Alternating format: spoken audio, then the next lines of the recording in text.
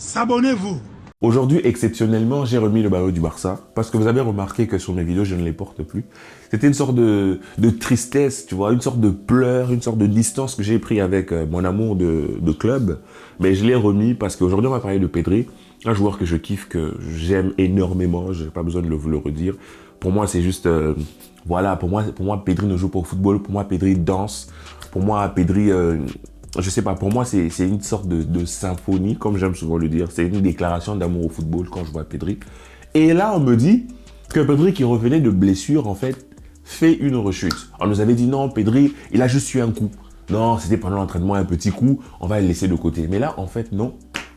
Le mec est blessé. Il va sûrement revenir un mois plus tard, donc un mois de plus.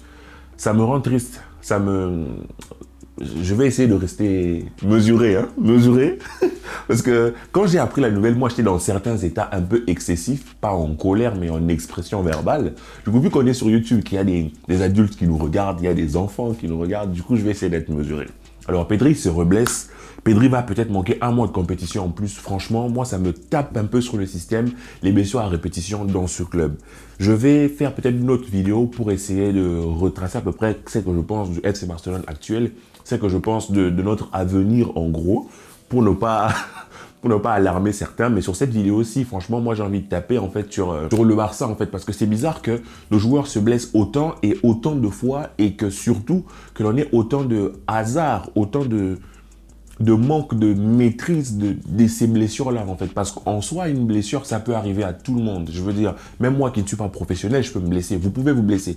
On s'en fout de ça. C'est pas ça le problème. On voit qu'en Europe, il y a beaucoup de joueurs qui se blessent. Il y a beaucoup de matchs, patati patata. Mais chez nous, on a des blessures sur certains joueurs qui sont des blessures récurrentes, en fait. On a un joueur comme Christensen qui est devenu fragile. On a Araujo qui se blesse excessivement trop pour le rôle qu'il a. On a Pedri qui se blesse beaucoup. On a David qui a une très longue blessure, mais ça, c'est autre chose. On verra comment il sera géré lorsqu'il reviendra. Mais c'est juste pour vous dire que Pedri, là, il a joué trop de matchs, il a pris du muscle, il en a perdu, il est revenu, il s'est reblessé, patati patata. Et là, on nous annonce, même lors de sa présente blessure, que non, il va revenir au bout de 3 semaines. Et puis non, finalement, c'est pas 3 semaines, finalement, c'est un mois. Et puis non, c'est pas un mois. Pedri a fait 350 ans avant de revenir. Et là, il revient, il reçoit un supposé coup et il a droit à 1 mois et demi. Et on te dit que le Barça ne veut plus prendre de risques avec Pedri, ne veut plus prendre de risques avec Pedri. En fait, il y a deux trucs. Il y a deux possibilités. La première possibilité, c'est qu'ils se foutent de notre gueule en nous disant que Pedri a eu juste un coup, alors qu'ils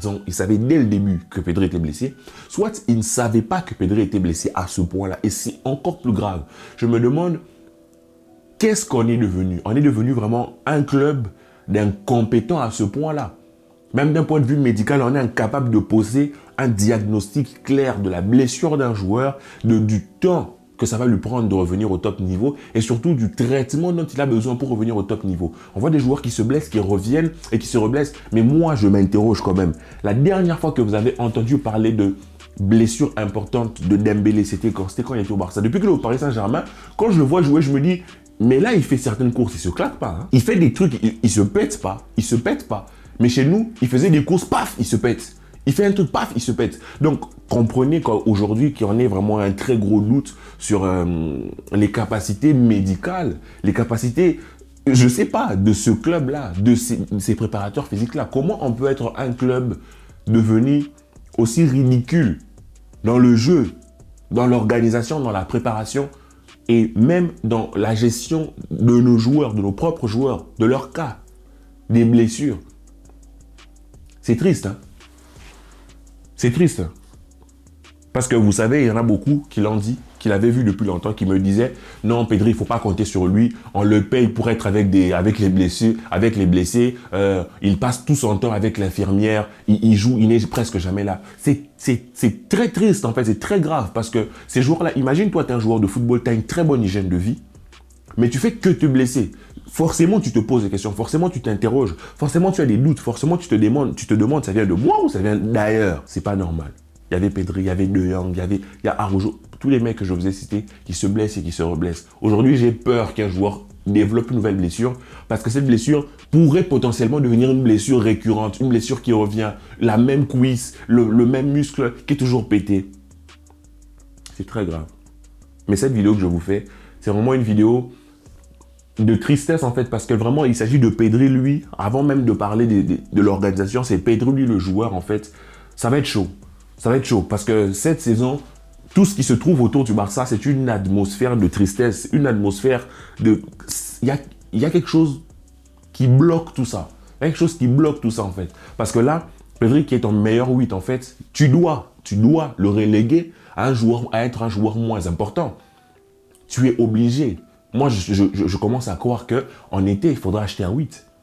Il faudra acheter un 8. Je me souviens du débat que j'ai eu avec Lafrite où je disais que oui, Florian Wirtz est un joueur extraordinaire, mais je ne savais pas à quel poste il pouvait jouer, ou plutôt, je ne savais pas quel rôle on pouvait lui donner, quelle importance on pouvait lui donner de ce Barça-là. Avec ces Cupsy qui arrivent à Pedri, je suis désolé, Wirtz a totalement sa place. Donc c'est ça qui est triste en fait, c'est que on remet en question certains joueurs parce que les blessures arrivent à répétition. Mais moi, je suis persuadé que ces blessures-là, vous n'allez pas me faire croire que Pedri s'enfile des steaks, que Pedri s'enfile des burgers. C'est n'importe quoi. Mais voir qu'aujourd'hui, on a du mal à s'occuper d'un talent aussi gros que Pedri, qui est peut-être le plus gros crack que l'on ait eu au milieu de terrain depuis longtemps, moi, ça me chagrine pour ce club. Ça me chagrine, mais je suis désolé. Encore une fois, Pedri devra passer en second rang. Pedri devra être conservé, jouer moins, pour être sûr qu'il soit vraiment pleinement remis. Parce que j'ai toujours l'impression qu'avec ce joueur, on exagère physiquement. On lui demande beaucoup. Il joue trop de matchs. Il joue les matchs en entier. Déjà, quand tu vois que le mec il arrive sur le terrain, il est déjà super frêle. Mais, oh là là. Quand je pense que le petit, on l'a usé. Il a tellement pété, il a tellement crevé l'écran qu'on l'a usé. Et je me dis, il reviendrait jouer normalement. Mais qu'est-ce qui se passera à l'Euro? Il va jouer tout l'Euro. Peut-être qu'il va jouer les Jeux Olympiques. Peut-être qu'il va jouer, il va enchaîner les matchs. Peut-être qu'il va le mettre titulaire de manière totalement irréfléchie. Mais ça me déprime. Ça me déprime, les gars. Ça me déprime. Je vais essayer d'enchaîner sur une autre vidéo où je vous parle à peu près de ce qui se passe dans ce club-là. On va parler un peu de Rocky, on va parler un peu des recrues, on va parler un peu du mercato.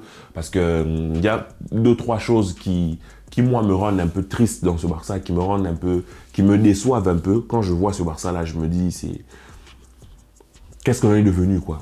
Quel club on est devenu? Qu'est-ce que l'on supporte comme club, comme institution? C'est juste d'une tristesse, en fait, parce que, je ne sais pas, moi je suis Laporta, je vois que mes joueurs se blessent comme ça, je m'interroge vraiment sur les capacités de mon staff. Je me dis, docteur Pruna, certes, il était là pendant le Barça de Pep, mais si c'est pas lui le problème, il faut se poser les questions. C'est qui notre préparateur physique? C'est un pote à Xavi? Il faut le virer, je m'en fous, tu le vires, à un moment donné, il faut prendre des décisions. Tu vas regarder tes meilleurs mecs se blesser, se reblesser, se blesser, se reblesser. Ça me dépasse, en fait.